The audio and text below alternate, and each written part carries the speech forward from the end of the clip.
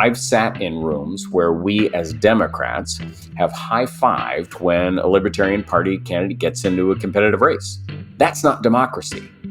Dan Rayfield, until very recently, Speaker of the Oregon House.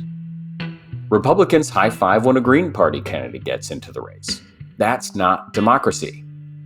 Dan Rayfield is talking about the spoiler effect in our plurality elections, where third-party candidates with very little support, they can spoil the campaign of a major candidate in a close election.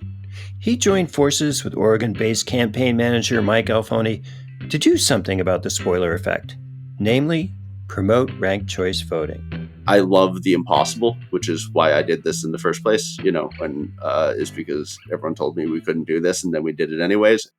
Working together, Rayfield and Alfoni recruited a broad coalition of supporting groups and eventually secured passage of ranked choice voting in the Oregon Legislature, which then becomes law if citizens also approve RCV as a 2024 ballot measure. Once implemented, RCV will address that spoiler effect and subdue those high fives over third-party candidates. Seems like such a sensible, logical reform, but it was many challenging years in the making. We ended up drafting a ballot measure, a local ballot measure, in 2016 to put ranked choice voting on our county elections for county commissioner. And so we actually gathered signatures out at the farmers market, ran a local campaign, and actually passed it in 2016. Mike Alfoni, co-founder and executive director of Oregon Ranked Choice Voting, he was the campaign manager of that Benton County effort. We kind of used to joke that people thought we were crazy, right? And back then, Dan Rayfield was just a newly elected House member, elected official, but certainly not the Speaker of the House or anything at that point. I think it was 2018 was the first bill that I drafted on this. 2020, it got a hearing in a legislative modernization committee. And we worked for years with these groups, with legislators, with policy experts, getting the county clerks, the elected officials to be affected by these. And we had hundreds and hundreds of meetings and workshops. And then in 22, when I was speaker, we really continued to build the institutional knowledge to then get it passed in the legislature. But I will say I've made it sound so much easier than it really was. I'm Robert Pease, and this is The Purple Principle, a podcast on the perils of polarization, focusing on ways to depolarize our politics this season.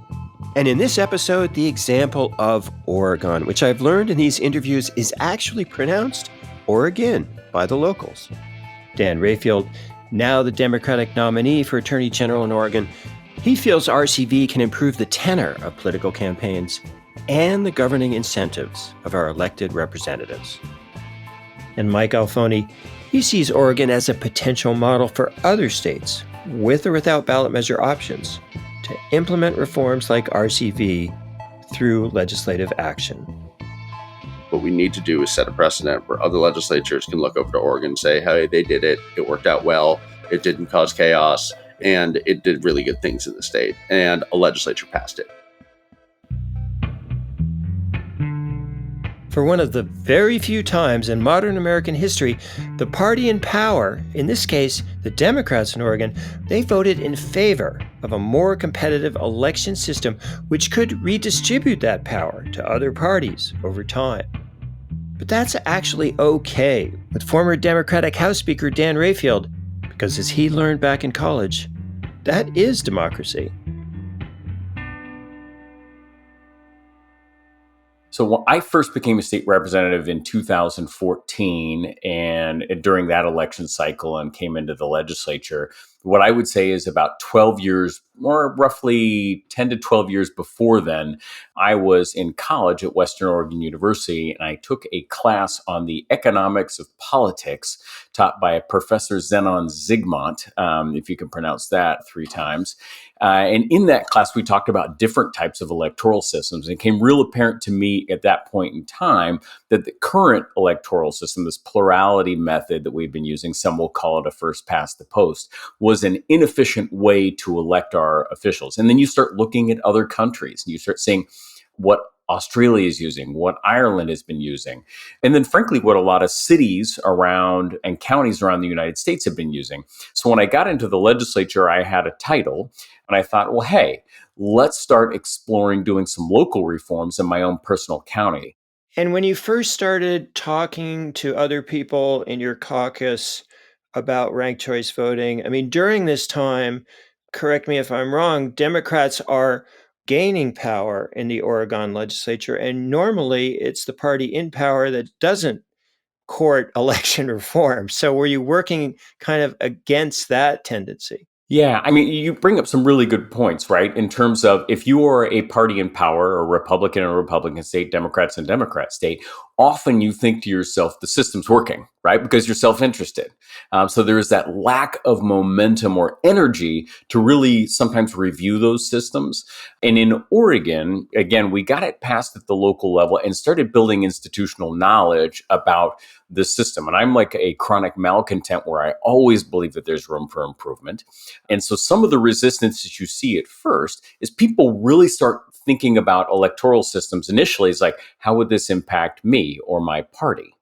Right? People start off in that frame of mind, and that's never how we should ever look at electoral systems. And so that was the challenge to move along this space and say, okay, in using ranked choice voting, I think there's probably some elections that might have elected a Republican instead of a Democrat.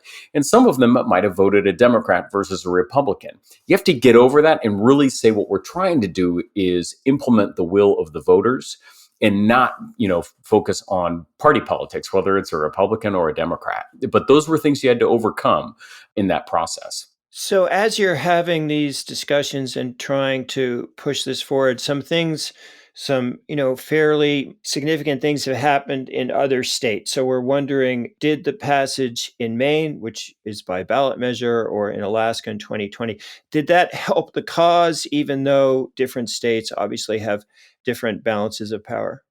In Oregon, I think you think about our daily lives, right? And we think about we always think that we're more visible or more important than we really are. And so if you're in Maine, you'd like to believe that that had an influence in Oregon, but truly in Oregon, we're just focusing on the issues that are in front of us. So there wasn't, if you were to go poll the legislature, not a lot of people knew what was going on in Maine. Very few people know about the great reforms that went on in Alaska or the stuff that's going on right now in Colorado or Nevada. Yeah, we're also curious about the political culture of Oregon. Those of us who just read occasional headlines may still remember that there was an effort several years ago for part of the state to actually secede. So we think of it as, a fairly polarized state. Is that an exaggeration? I think the way we talk about it, right, and some of the national headlines probably over exaggerate the reality on the ground in Oregon. Of course, if you go listen to or Twitter or X or whatever they call it nowadays, you will see grumpy people on there. You can see grumpy people from the left, you can see grumpy people on the right. And obviously, I'm being incredibly polite to the to the discourse on those mediums, but you're going to see that, right? But what I will tell you is in the legislature, some of the most meaningful times that I ever had was working with Republicans on really important things of statewide interest.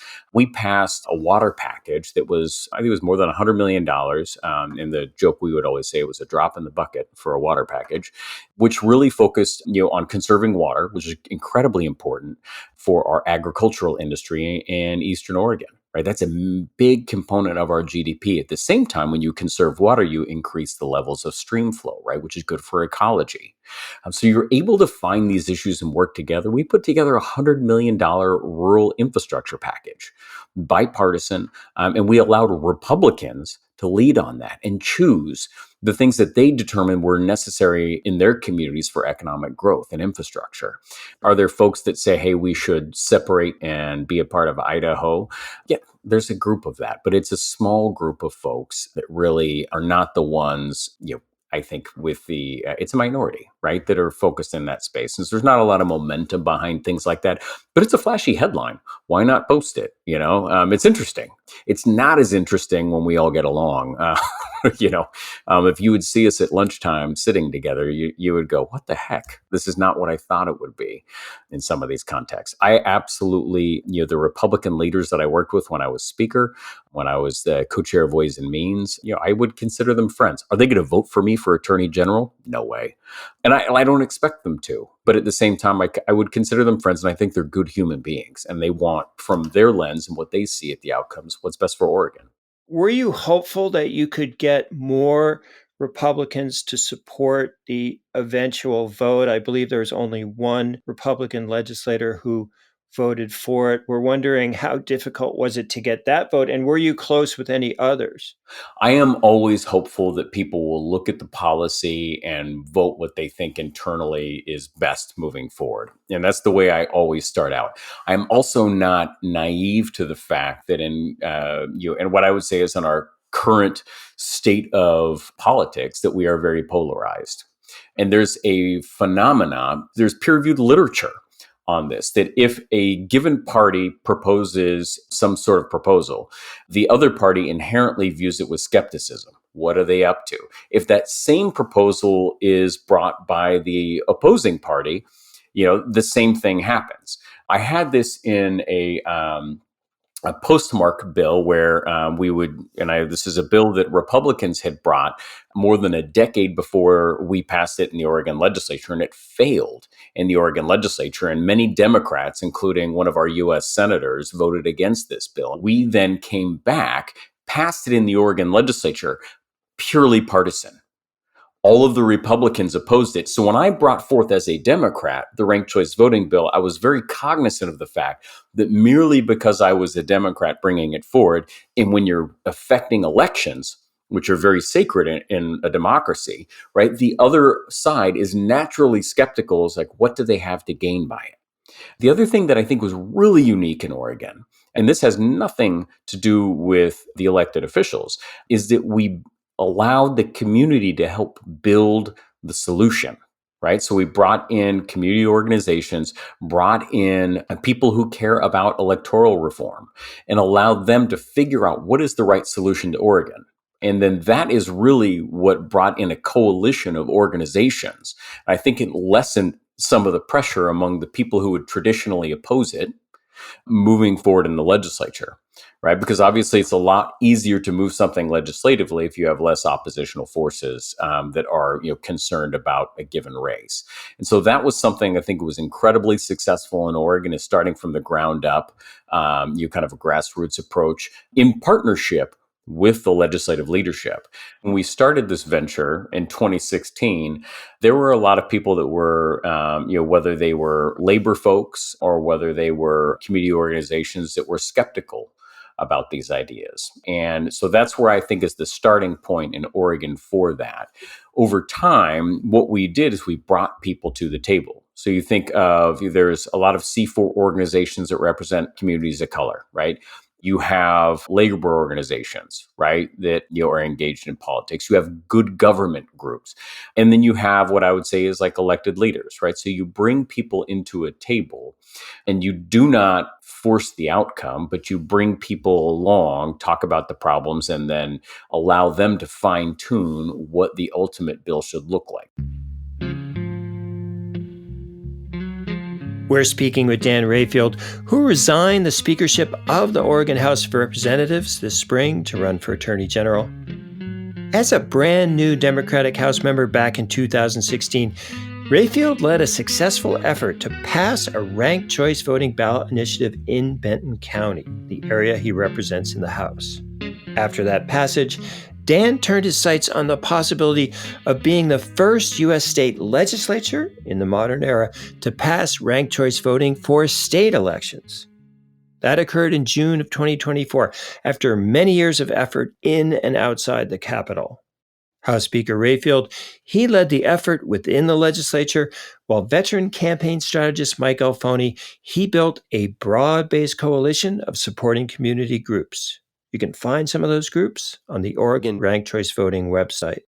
In other states around the country, Initiatives to pass major electoral reforms like RCV through the legislature, they've generally stalled out. So he asked Mike Alfoni, what's different about Oregon and this recent effort? Sure, I think there's a couple things at play here. One is that Oregon has always been a leader in elections, from vote by mail to voter registration programs and automatic voter registration. We're generally known as a state that leads on elections, and I think this is just a logical next step and a simple upgrade to how we vote that just makes a lot of sense. So I think that's just culturally something that I think is helpful to having this get moved forward in Oregon. In addition, we spent, I don't know, 3-4 years working with organizations and people across the state to sort of build power behind this, to really workshop policy, not just ranked choice voting, but other election reforms as part of a roundtable of organizations that I think was about 45 organizations in an elections roundtable. And we worked for years with these groups. And I think that we found advocates in our state legislature, Dan Rayfield obviously being the clear leader on this, and worked together to get this bill passed. And you mentioned that you've been working, very diligently on this for 3 or 4 years. Would you date the origin of the effort to 3 or 4 years ago, or does it go back even further than that? Oh, the origin of the effort certainly goes back further. I mean, people have been working on this issue, obviously, here and around the country for decades. But I think that we really took off in Oregon in 2016 when Dan Rayfield, our friend and colleague Blair Bobier, and myself ran the Benton County ranked choice voting campaign. The same year that Maine passed it statewide, Oregon passed it in Benton County at the ballot as well. And was that your first meeting with Dan Rayfield? Yeah. And tell me about that. Here's somebody, who is an elected House member at that time who's a proponent of ranked choice voting. Did that surprise you? Yeah, absolutely. Because especially in 2016, I think outside of Maine and certain parts of maybe Minnesota and San Francisco area, like I don't think really anybody had heard of this. And so it was an interesting campaign because I think our polling initially had us at 32%, which is basically a death knell for any campaign. That's unheard of to come back from that. And we ultimately won the campaign. But again, I think it's a great example of when voters learned about it and we got out there and educated people on it, we win. So you meet Dan Rayfield, you pass ranked choice voting in Benton County. Do you have any discussions at that time about, I think we can do this at the state level, or did that seem, far-fetched at that point? I mean, I think for Dan, Blair, and myself, like it was more an equation of, is it, what's needed? And then came the, is it possible? I think at the time, the goal was just to get it passed in Benton County, right? And sure, we had conversations. It would be lovely to use this as a test case scenario for statewide elections, but it's not like there was some very coordinated plan to bring this statewide. It was just like, we thought, if we can get this kicked off here, maybe it'll catch on in the future. And I think as just the situation in our country and politics in Oregon just have continued to get more vicious, then it became clear that, yeah, we really need to move something forward on the statewide level. Was there any point early on after you passed in Benton and you're contemplating, lobbying effort in the legislature to include legislative elections? Was that in the original intent and then you found that was not tenable? Yeah, that got put in and pulled out and put in and pulled out. And I think one of the interesting things, and I think a little bit of a tragic part of this, is that everyone that I've talked to kind of assumes that the legislature decided not to include themselves in the bill. And in fact, it's very much the opposite. The legislature initially wrote the bill, and the advocates for the bill outside the building wanted legislative races included, but it got pulled out as part of negotiations with county clerks because the county clerks were worried about implementing all of the elections statewide at once with ranked choice voting. I see. And as you were forming what seems like a very broad coalition with a lot of groups, presumably with crossover into, more conservative areas of the state, the business community, was there the hope that perhaps you would get more Republican support than you did? Yeah, we had support across the aisle in both the House and the Senate, but certainly it was very lopsided in terms of the vote. I've heard from a lot of Republicans across the state, people who've run for statewide office who are prominent. I think that there's generally several of them are very prominent and actually very supportive, but I think there's a general fear of coming out in support due to just the election environment right now. I think it's unfortunately become an issue that's become more partisan, which is both not surprising, but also a little sad because it's one of those reforms that really does not give advantage to one side or the other. So it seems a little silly to have it become partisan, but that's just the nature of politics today and why we need to change the systems that we're in. Yeah, we have heard that in other states. Do you suppose if this passes by a convincing margin that some of those legislators will come out in support of it after the election? I certainly hope so. I mean, I think anything is possible in this sort of wild world, political world we're living in. I will say that we had prominent Republicans from Utah come and testify to our legislature, people who are responsible for passing ranked choice voting there. I know that the Virginia Republicans used ranked choice voting to great effect to elect stronger nominees for the offices that they nominate people with ranked choice voting. I don't think that this is a completely polarized issue yet. And I do think that we will see continued support. We're also interested, Mike, in your own organization, which had been in lobbying mode for several years, and now it's in campaign mode. So tell us about that transition and what you need to do over the next several months to push this over the finish line. Yeah, on a personal note, completely retooling an organization that you built for 3 years and then also having your first child in the middle of all that. I'm just going to let you know that anybody planning on doing that exact strategy, just don't plan on getting a lot of sleep. But then I think we've built some really strong relationships with our partner groups. We've made sure to put the partner organizations in our coalition front and center on this. So there's already a lot of infrastructure around the organizations that work year after year on these kind of issues. And so there's not a lot of retooling that coalition had to do other than moving people from endorsing the legislation to endorsing a ballot measure. And I think now we're closing in on 90 endorsements. I wouldn't be surprised if we hit 90 by the end of the day, honestly, which is incredible. I think it is. I'm almost positive this is the largest coalition ever assembled of its kind for an election reform like this in the country at this point.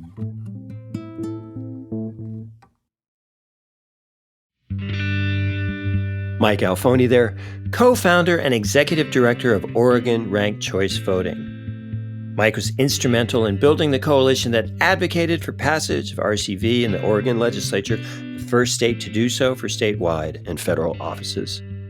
Legislative elections for the Oregon House and Senate, they are not part of this bill and ballot measure, but this is still very much a first-in-the-nation event. We asked Mike whether Oregon has then become proof of concept for legislative efforts in other states on election reform, and what he expects Oregon voters will see on their ballots in 2028, should this measure pass in 2024. Yeah, that's a great question. I mean, I can't predict the future, but what I would expect based on what we've seen in Benton County and in Portland, now that Portland has ranked choice voting, is we're going to see more candidates running, right? Part of the problem that we've identified is that, like, not only do people feel forced to choose between the lesser of two evils in races with more than two candidates, but oftentimes they just don't have choices on their ballot to begin with, right? So in Portland, what we've seen is an absolutely massive uptick in the number of people running and a really diverse cast of characters running. And every single person I've seen running for city council now in Portland said they never would have run before we implemented ranked choice voting, because they now don't need to compete with each other, right? They can run on their own platforms instead of tearing each other down, right? So what I would expect on the statewide level is we'll see similar echoes to that, where people will see more choices in their primary, choices that maybe better reflect their values. And what we'll see is stronger candidates from both parties emerging from the primaries then into a general election, where people will feel like they actually are better reflected in those candidates as well, in addition to being able to vote for a third party or unaffiliated candidates without feeling like they're throwing their vote away. Well, we understand you're focused on Oregon, but we are doing this series and going around to various states. We were recently in Colorado, and the Democratic legislature there took a very different tactic on election reform and inserted an amendment at the last minute in their session. I think every state's going to be different, and I can't speak to the situation specifically in Colorado. What I can say is that when we started out, part of the theory here was not just, is this a good reform for Oregonians, and are we doing this because we need to improve the politics in our state? But, a secondary benefit of this is that if we think we can get this through a state legislature, it sets a precedent for other states. Like, everyone kept telling us, you will never get elected officials to change how elected officials get elected, right? It makes sense. If you're in power, why would you change how you get into power, right? That sounded like a fun challenge to me. Any outreach from either lobbyists or legislators in other states who are looking to understand how you accomplish this and what they might need to do something similar? Yeah, a lot actually. It's been interesting because we're so focused on Oregon. I forget, sometimes how much of a national implication this really does have, right? And so we've heard from I don't I've heard from 4, 5, 6 different states that I've been in calls with who are just like, how did you get this through the legislature? And sort of telling the same story of spending years developing the policy, working to build a coalition, and then working to like educate and persuade legislators to get on the side of this. And then the importance of like, however legislature works, the importance of having both people in leadership in a legislature understand it, but also support from the rank and file. You really got to work the whole gamut, right? And so I think a lot of states are starting from a much further back place than we are now, right? And so a lot of them have reached out asking for advice on this. Some states may not have a pathway through the legislature, at least not yet. Some places don't have ballot measures at all, so that the only pathway would be through the legislature. So I think it's going to be really like in every state, it has to be a state by state strategy. I love the impossible, which is why I did this in the first place, is because everyone told me we couldn't do this and then we did it anyways. But there comes a certain limit. I don't think Congress is going to take action on election reform. I just don't think that is a viable strategy. So this has to be driven state by state until it can be done nationally.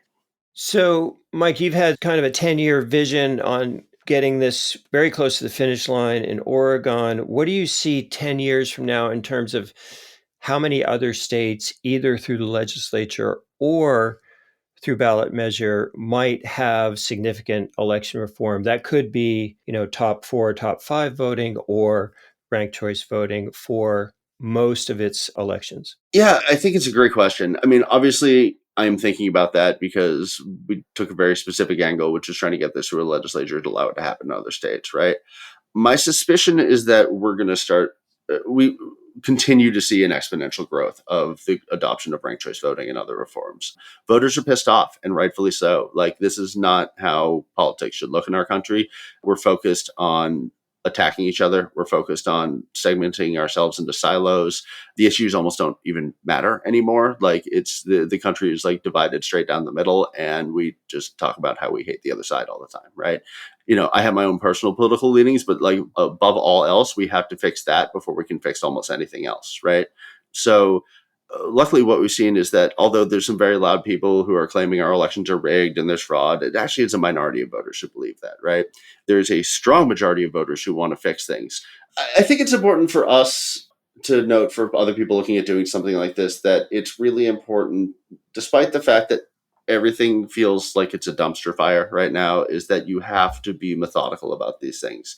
We spent a long time building support, really getting people invested in the policy creation process. So a lot of that like trust building and coalition work was allowed us to be successful in a way that others haven't, which is working within the system to get the system to change. Mike Alfoni of Oregon Ranked Choice Voting. He's currently working on the passage of RCV as a ballot measure this fall, having been referred by the state legislature. Again, that's a historic anomaly that a party in power would champion more competitive elections. Doesn't usually happen that way. So we asked Dan Rayfield, former Democratic Speaker of the House, about that dynamic in Oregon and what changes he hopes to see in our politics should election reforms like RCV become more widespread. I think nationally, you have seen more conservative entities start to brand and oppose ranked choice voting. So there's a group called the Presidential Coalition, right? And if you go to their application to be on their conservative watch list or sponsored candidates, one of the things that they ask about is electoral reforms like ranked choice voting, mail-in voting, things all these things in that same vein. So it has started to become branded more by conservative groups that this is not good. And again, I think the fascinating thing for me is I think they have had some isolated incidences where maybe their candidate has lost in the Republican Party, and that's, made them grumpy in that component. I would submit that if that's the will of the voters, that's what should control, and we shouldn't manipulate that, because I can also point to examples where I truly believe a Republican probably would have been elected under ranked choice voting. And I think the problem is that there's, if the turn of events over time had been different, right? Maybe this would be something that you might have Democrats nationally opposing, and I don't know. I think it's just very interesting. So I think in Oregon, when you're looking at it, again, it is more typically conservative groups that are looking to oppose it, which again, I think is the complete irony in Oregon. So one of the primary catalysts for election reform, Catherine Gale, co-author of The Politics Industry, she often says there's too much emphasis on who is going to get elected through these reform measures and not enough on how they're going to behave when they're in the legislature. So what is your hope or your expectation, if this passes, for how the behavior of legislators might change? So I couldn't agree with her more in that context. I think that you have one of the things that I would love to see is more coalition style politics. And getting back to that same social science principle where the idea coming from a Democrat is inherently viewed with skepticism by a Republican, and that same idea by a Republican is viewed with skepticism by a Democrat. We really should be looking at the underlying issue. What I have seen in Oregon is we've started to lose. We have very few, I think there's one rural Democrat, and it's a coastal Democrat that is in the Democratic caucus, right? And we've lost some of that. At the same time, Republicans don't have someone from the major Portland metropolitan area in their caucus, right? And you start to lose that.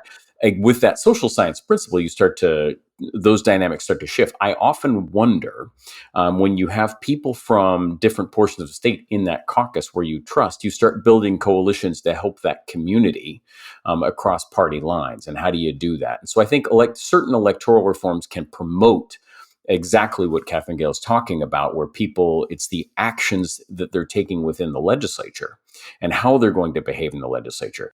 Could you give us your kind of 1-minute elevator pitch for ranked choice voting if you meet someone in the street who asks you about it, who's maybe not so familiar with it? So if you can't tell, me doing elevators pitches is very difficult. I would want to take somebody up the stairs, and so I get a little bit more longer time with them to talk about ranked choice voting. That's just who I am. But the way I talk about it is, we believe in the will of the voters. The will of the voters should always control. And when you have incentives in our political system to disincentivize other voices to be a part of our system because we're fearful of that spoiler effect, that is not democracy. That's not how it was intended to be. And we shouldn't have these disincentives that if I have different ideas than a major party, I should feel comfortable to run and I shouldn't feel pressure that I shouldn't run. And major parties should not push people out of elections or be excited when these third parties join in. Right? We should allow an exchange of ideas in that process. And I think that's incredibly important for a democracy. And I just don't think that we have that under the plurality system right now. The one thing that I think about often, and I've always been passionate about democracy reforms, and I think about why aren't a lot of people passionate about these reforms? Like when you knock on a door in a community, people want to talk about education. They want to talk about healthcare. They want to talk about the economy. You never knock on a door and say, hey, let's talk about how we vote. People don't talk about those things. I really would like just everybody in general to think about the foundation of our democracy, right, is really then trickles to how we make decisions on education. It trickles into how we make decisions on healthcare. And so the legacy of having good electoral systems lasts for generations, right? Versus that one singular decision, a given education policy, right, that we all deeply care about. And so that's why I've gotten really passionate about these reforms, because I think it ripples out into every decision that our elected officials make. Dan Rayfield, former Speaker of the Oregon House. Dan took excellent notes on the logic of RCV and the illogic of our first past-the-post system as a Western Oregon University student 2+ decades ago. Once elected to the House, Rayfield joined forces with Mike Alfoni, co-founder of Oregon Ranked Choice Voting, to pass RCV in Benton County and begin building a broad coalition behind their eventual effort to pass RCV for state and federal elections. That occurred in June of 2024 and is now up for citizen approval at the ballot this year. So history is still in the making there on the Oregon RCV trail, with the final decision up to voters on Election Day. We'll check back with Mike and Dan after that election verdict. But next time on The Purple Principle, we're traveling to Colorado for another episode in our nonpartisan election reform series. A Final Four or Top Four electoral reform, which is the combination of open primaries and ranked choice voting. That's led by Unite America co-chair Ken Thiry and is expected to be on the ballot in Colorado this year. But it was hamstrung in the final minutes of the Colorado legislative session by the Democratic majority. Yes, this is a bit mind-boggling. Democrats in the Oregon legislature, they pass ranked choice voting. Democrats in the Colorado legislature, they pass delays on top four voting even before citizens vote on that measure. We'll sort that out on our next episode. Meantime, please check out our YouTube, TikTok, and other social media pages for video, audio, and other content in our state election reform series. Purple Principle is created by a talented team of media reformers: Kevin A. Klein, senior audio engineer; Vienna Maglio, bookings and field producer; Trevor Profit, digital ops and strategy; Mary Claire Cogler, video production; and Sarah Kim, fact-checking and research. The Purple Principle is a Fluent Knowledge production. Original music by Ryan Adair Rooney.